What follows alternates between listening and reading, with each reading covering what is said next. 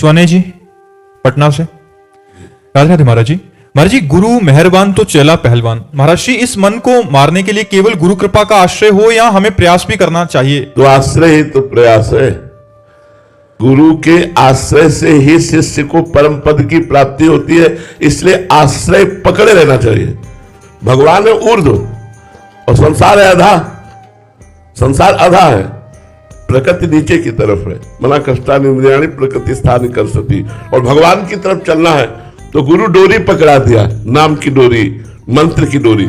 अच्छा, किसी बिल्डिंग के आखिरी छोर पर जाना हो और डोरी से जाना हो, अब आप थोड़ा चढ़ चुके हो, अब आप सोचिए अगर डोरी छोड़ दी तो आपकी दुर्दशा हो जाएगी, मर जाओगे, हाथ पैर टूट जाएंगे किसी काम। अब तो चढ़ना ही चढ़ना है और उस डोरी में चिपके ही रहना है। ऐसे ही परमार्थ का पथिक यदि गुरु को त्याग कर दे, यदि गुरु की अवहेलना कर दे, गुरु का अनादर कर दे तो नष्ट हो जाएगा। चाहे सर के बल खड़े होकर साधना करे, गुरु द्रोही को कभी भगवत प्राप्ति नहीं होती। तो गुरु आश्रय कैसा है, जैसे वो एक डोरी पे चढ़ने वाला। अब बस केवल डोरी ही सहारा है, वो अगर छोड़ा तो मरा। ऐसे गुरुदेव का आश्रय ही केवल सहारा है तो सुख पूर्वक भवसागर तर जाएगा। जिसने गुरुदेव को ऐसे पकड़ा जैसे बिल्डिंग के आखिरी छोर पर जाने के लिए केवल डोरी ही सहारा है और डोरी पे चढ़ रहा है, अब नीचे उतर नहीं सकते क्योंकि उतरना श्रम होगा। ऊपर लक्ष्य पे पहुंचना है, छोड़ सकते नहीं, तो बस चढ़ना ही चढ़ना है। ऐसे गुरु को पकड़ लो। गुरु देते हैं डोरी, नाम की डोरी, सूरत की डोरी, मंत्र की डोरी। रात दिन नाम मंत्र जपना गुरु का आश्रय है। गुरु का आश्रय का मतलब क्या है? अब आप कहते हो हमारा प्रयास नहीं, हम तो गुरु के भरोसे बैठे बैठने वाला आलसी और कायर होता है। बहुत परिश्रम करना है, पुरुषार्थ अपना और कृपा गुरुदेव की। जो पुरुषार्थहीन होते हो कभी कृपा पात्र बन ही नहीं सकते। मन क्रम वचन छाण चतुराई, भजत कृपा करी है रघुराई। खूब पुरुषार्थ युक्त रहो, रात दिन पुरुषार्थ युक्त रहो।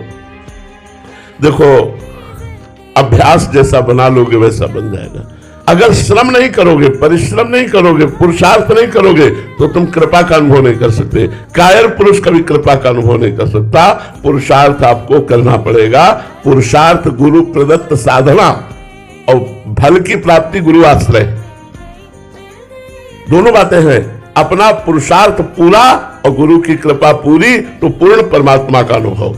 और जो गुरु की कृपा तो है पर अपना पुरुषार्थ विषयों में खर्चा कर रहे, उनको कभी भगवत प्राप्ति नहीं होती। गुरु कृपा है लेकिन मनमानी विषयों का भोग भोग रहे तो पुरुषार्थ विषयों में लग गया, परमार्थ से हीन हो गए। तो कहते हम पर गुरु कृपा नहीं। गुरु कृपा सब पर है। जैसे भगवान की कृपा सब पर है, ऐसे गुरु की कृपा सब पर है।